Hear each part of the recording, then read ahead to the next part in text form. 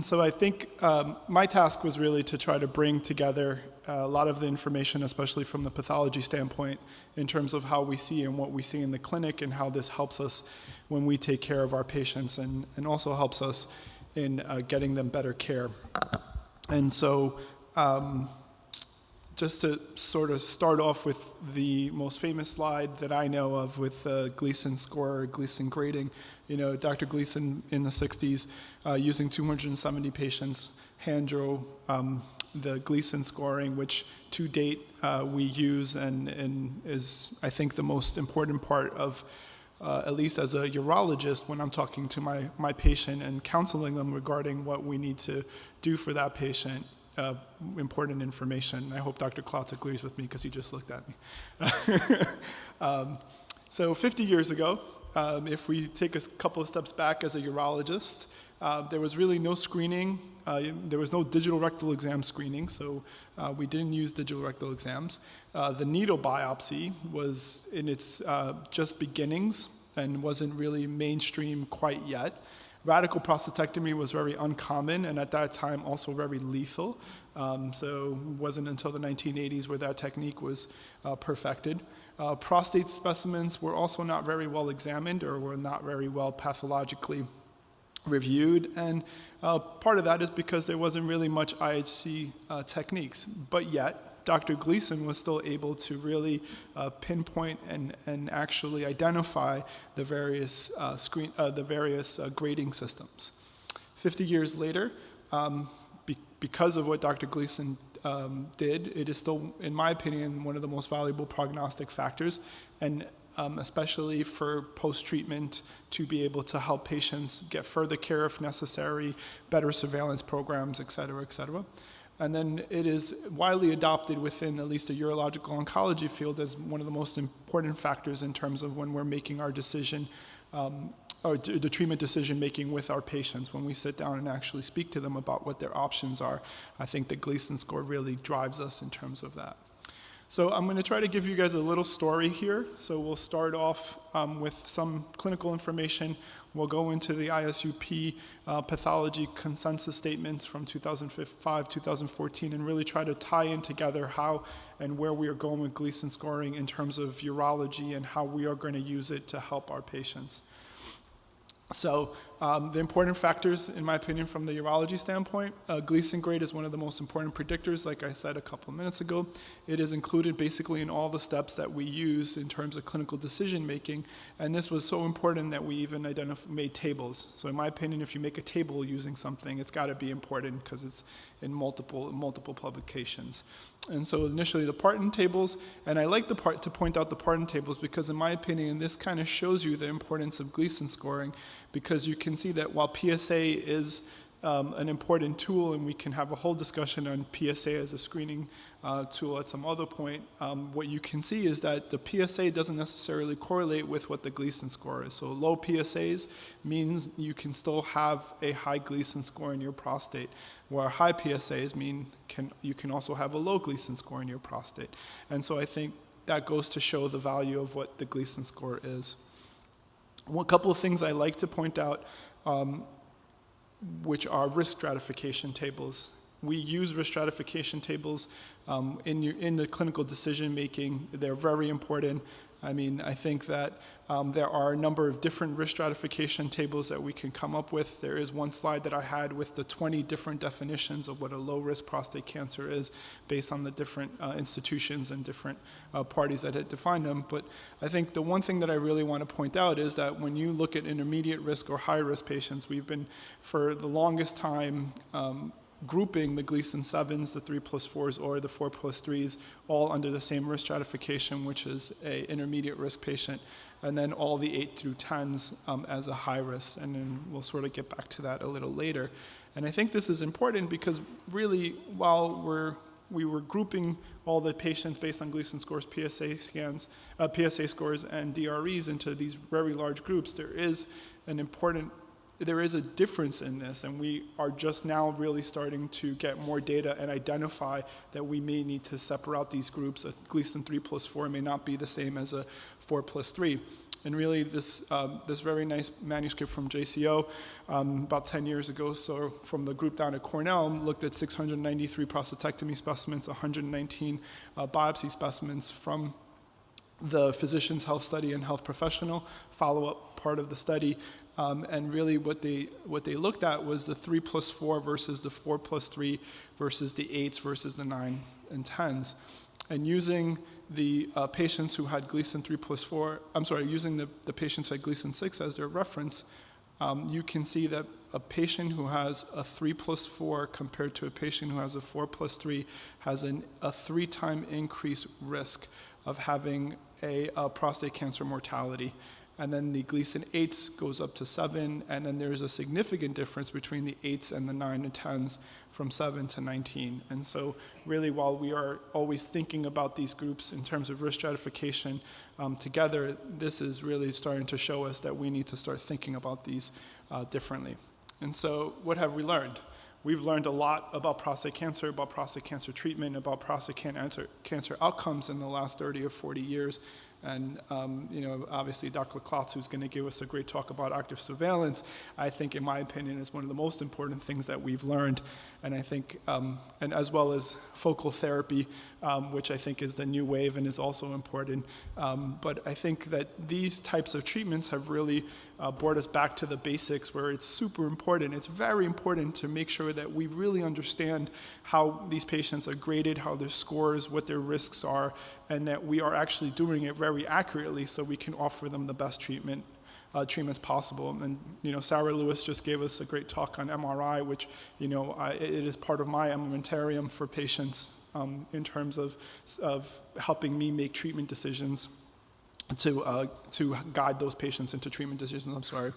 And then obviously the better morphological variants, the better immunohistochemistry, staining, the better markers that we have all also helped us to progress in how we treat our patients. So the practical application of the grading system, which I think are some of the more pathological issues, and please correct me if I'm wrong, because I don't want to say anything wrong here, but grading system is performed under low magnification. There's always been issues about what to call a 4 or what to call a 3, especially if you had occasionally small fused glands. That necessarily didn't upstage or change us, while that may have had a more aggressive feature to it. Small focuses of disorganized cells also did not change the earlier Gleason scores to the more later Gleason scores. And then the tertiary patterns were occasionally used, and if small areas were there, were not exactly observed or even documented to help us. And so in 2005, the 70 uropathologists gathered for a consensus statement to try to help us better grade and know the actual Gleason scoring for patients to help us guide them in treatment options. And just a couple of highlights. The Gleason score is the sum of the primary and the secondary. In needle scores, the definition includes any quantity of higher grade. So if there's a little bit there, we still have to say it, and we still have to document it, so we really know that there is still a higher grade Gleason score there. The Gleason 1+1 was outdated, which really, I guess we now identify as not necessarily cancer. Individual cells are not allowed in pattern 3s, which was just a caveat that I discussed in the slide before. Even if there is a little sort of disorganization in the biopsy specimen now, we will call that an upgrade or an upstage, as well as some other more detailed pathological changes, which I'm not going to get into because I really don't know about. So the tertiary pattern was also very important. So now tertiary pattern became more into the diagnosis of patients and allowing us to really have the tertiary pattern, even if there's a little of it there. Different cores showing different scores will now be, once again, reported and documented, so we really get the true breadth of what is in the patient's biopsy scores. And this is an interesting one, which I think is, and I'll show you some data later, about the percentage pattern of how much percentage of 4 or 5 is truly inside the specimen, whether it's the biopsy core or whether it's the actual prostatectomy. So after the 2005 consensus statement, the the modifications or the results of that meeting were that pattern 3 was previously the most common pattern, became less common than pattern 4. So now even these small amounts of dissociated cells that were in the biopsies that weren't called before are now being called, because we do know that that's a more aggressive treatment. Improvement in the inter-observer reproducibility, which is actually very important from one center to the other. And this way, as a tertiary referral center, we always get patients who've had biopsies on the outside. They come in with their slides. Dr. Haynes graciously reads them for us. And really, we really don't see too often, and maybe you could comment on that, but the differences are very minimal a lot of the time now. And the updates were based on the big problem, I think, was that the updates were based on personal institutional experiences, single centers, single pathologists, rather than actually proper studies. And then I'll get into that in a few seconds as well. So very important, the Gleason grade grouping is, in my opinion, a great prognostic tool.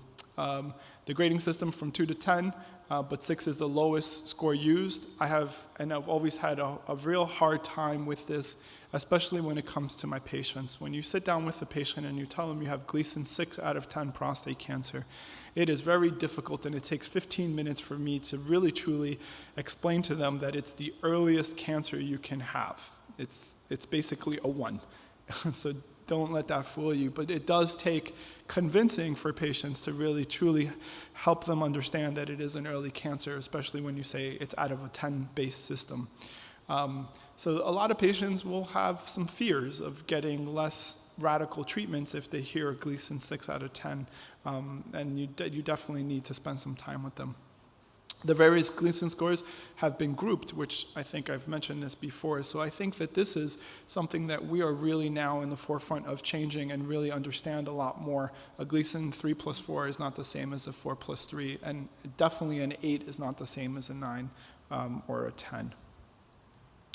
The process of actually changing this really started with Dr. Epstein's group down at Johns Hopkins in 2013, where they looked at their database of 7,869 men who were treated by radical prostatectomy, and they looked at a multivariable model for biochemical recurrence and biochemical-free survival using a novel grading system.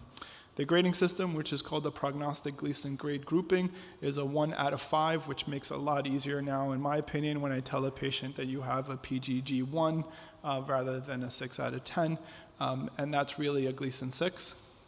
The separation of a Gleason 3 plus 4 versus a 4 plus 3, and the separation of a Gleason 8 from a Gleason 9 or a 10. So really having a 5 group system, which I think was very, very smart. Sorry for these poor Kaplan-Meier graphs here, but you can see that if we look at the progression-free survival or cancer-specific for these patients, as we break them down in groups, all the lines separate, all the curves separate very nicely, and you have Gleason 6 or PGG1 up here and 5 down here with very nice separations in the 8s, the 7s, and the 6s. And also, to me, the important and the nice part of these graphs is really the 4 plus 3s and the 4 plus 4s that actually, in long term, come together, showing you that really a 3 plus 4 is really different than a 4 plus 4. So, in conclusion, the authors of this study really came to the conclusion that while retaining the essence of Gleason system, there is a need to change it. A change in its repertoire to more closely reflect tumor behavior rather than just keep on using the Gleason scoring. So using some of this information, but also some of the earlier information, there was another consensus meeting in 2014 this time. And again, while there are some more specific pathological changes, the big, I think, change in 2014 that the ISUP came with was the adoption of the 5-tier grading prognostic system that was brought up by the Hopkins group. And really, I think that we are, again, on our way for actually using this system as our gold standard. But just like anything that comes in science, you really want to be able to see some validation studies to show that this is actually true. And so that's exactly what Dr. Epstein set out to do. This is a very nice paper published last year in the European Urology, led by Dr. Epstein. This is a multi-institutional, so 5 international high-powered institutions with over 20,000 patients treated with radical prostatectomy. And then once again, they grouped all these patients into group 1, 2, 3, 4, and 5, and then did the Kaplan-Meier curve looking at recurrence-free survival. And once again, the groups came out very nicely in terms of recurrence-free survival, with the Gleason 6s being the most successful, and then group 3, which is the 4+3s, and group 4, which are the 4+4s, or 3+5s, or 5+3s, grouping together, and the 9s and 10s having the most significant or the worst recurrence-free survival. And really the end result of this manuscript was that the prostate cancer grading system reflects prognosis more accurately, being at the same time simpler to define and to use. Well, prostatectomies are not the only treatment for patients who have prostate cancer. And so the other more common or highly used treatment is radiation therapy. And so in the same manuscript, they took 5,500 patients from 2 highly respected institutions that treat patients with external beam radiation treating with radiation, so both external beam and brachytherapy. Once again, did the 5 grouping system in these patients and came up with exactly the same results. So whether you treat the patients with radical prostatectomy or treat the patients with radiation therapy in some combination or form, these 5 grouping systems really show you a very nice outcome-based curving, or Kaplan-Meier curves, separated very nicely as well. So the take-home message from this paper is really, again, that this new prostate cancer the new prostate cancer grading system is validated in over 25,000 patients, 20 for prostatectomy, 5,500 for radiation, and it's a simpler grading system to use with reproducibility. So in this era, where everything is based on genomics, or at least we're heading in that way, once again, Dr. Rubin and his group from Cornell said, well, this is actually a very interesting prognostic scoring system. Well, how does this actually reflect what we're seeing in terms of the genetic instability and in the instability of our outcomes? So they took 426 clinically localized prostate cancers from radical prostatectomies, and they actually did whole exome and whole genome sequencing on these specimens. And then very nicely here, and I'm sorry these aren't projecting very well, but what we can see here, this is a copy number graph. So these are all our chromosomes starting from 1, ending here. And then there are the prognostic grading system 1, 2, 3, 4, and 5. And you can very nicely see that as you're increasing in your prognostic scoring, that there is increased number of aberrations in terms of amplifications and deletions in the genes. And so this significant increase in the frequency of both amplifications and deletions as you're increasing the scoring system, which is very nicely shown here. Furthermore, that you can see that if you look at the grading 1, or score of 1 versus score of 5, that there is actually a difference in genetic instability, with PGG1 was haploid, and you go from 2 to 5, you increase your polyploidy of your DNA here, which again really shows that this scoring system is not only clinically relevant, where we can use it for outcome-based discussions after patients get treated, but genetically it's also showing the same. It's actually showing very nicely genomics that correlate with it. So, and I just had to put in this paper just because Michael Liebman was actually one of our residents who is a fellow with Dr. Cooperberg out at USC San Francisco. And then they actually used the capture data of over 10,000 patients with prostate cancer, and then also on univariate. And again, I'm really sorry that these aren't projecting, but these are basically 1 through 5, the PGG scoring systems. In univariate, there's a very nice correlation in terms of increased recurrence-free survival, as well as in multivariate, both being significant. And you can see these on this graphs, again, where they don't use the PGG 1, 2, 3, 4, 5, but actually the 3 plus 3, 3 plus 4, and so forth. You can see these are the purple line and the red line are the 9s and 10s, and then here the green and the darker yellow are the 7s. So you can see a really nice split again.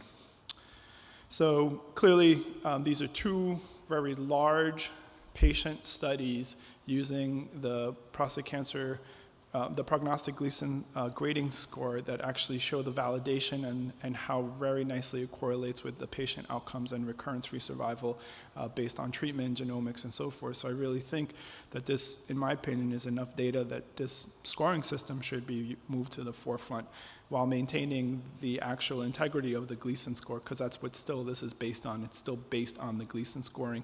Just makes it a little bit more organized and a little bit more simpler to use, both from the patient's perspective and from the physician's perspective. And just a few more things about the Gleason score, and I brought this up a little earlier, showed you the one manuscript by Dr. Rubin and his group looking at 4 plus 3 and 3 plus 4. But really, in the 90s, this started in the 90s when the idea of what is the actual percentage, how much high-grade cancer do we have in our radical prostatectomy specimens and or in our prostate biopsy specimens, because that's important. If a patient who has just a little bit of 4 versus a patient who has a lot of 4 or some 5 or no 5 may make a big difference in terms of what the actual treatment should be for that patient and or what the outcome should be for that patient. And so this isn't a novel concept. It's been around for 20 or 30 years now. And so, but it's one of those things where, in my opinion, somebody said something, it was a good idea, but never really followed up until more recently. So in this group using the RSPC, the European Randomized Study for Screening of Prostate Cancer, so 281 patients from the Netherlands and Canada who actually underwent prostatectomy. So 281 of those patients were analyzed for the actual amount of high-grade cancer that was inside the actual specimen itself. And you can see here, so 0 to 1 millimeters, 0 to 3 millimeters, 3 to 10, greater than 10 millimeters of Gleason 4 prostate cancer in the specimens, and then looking at So this is the amount here, and then we're looking at the PSA levels here. And then actually looking at the outcomes on the patients on these Kaplan-Meier's. Again, these are 0 to 3, 3 to 10, actually showing that the more Gleason scoring that you have the higher percentage of Gleason 4 that you have in these specimens, the more likely you are to have a biochemical recurrence. And this was followed up more recently by a large study of 12,823 consecutively treated prostatectomy specimens and 2,971 preoperative biopsies from 2005 to 2014, analyzing the amount of Gleason 3, 4, and 5. And this is a busy graph here, this is actually looking at the the prognostic prostate cancer scoring, again, 1, 2, 3, 4, 5, similar, showing the similar results. And this is, I think, a more important graph where you actually are looking at the Gleason 3 plus 4s or the 4 plus 3s broken down by low. So it's less than 25% of Gleason 4 in the 3 plus 4s, or high, which is 25 to 50% of 4s in the 3 plus 4s. And then Gleason for the 4 plus 4s, low being 50 to 74%, and high being greater than 75%. And you can see a very nice separation in your Kaplan-Meier curves for biochemical recurrence based on the actual percentage of Gleason 4 that you have in the 3 plus 4s compared to the 6s and the 8, 9s, and 10s.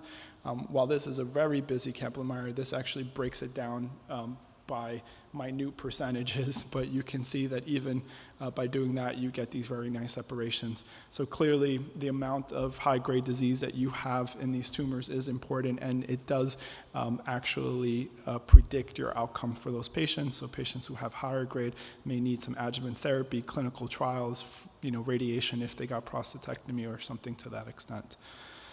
So in conclusion, I think the Gleason grading system is one of the most important prognostic factors that we have as urologists. It's an important tool for allowing us to give our patients the best care possible. And then the novel grouping systems have clear advantages. They're more precise grading, for more precise grading stratification. They're simpler to use and probably a little bit more adaptive to your patients, with the lowest grade being 1. They highly are correlated to outcomes, and they're also correlated to genomic alterations, which I think is extremely important as a basic scientist at heart. So, thank you.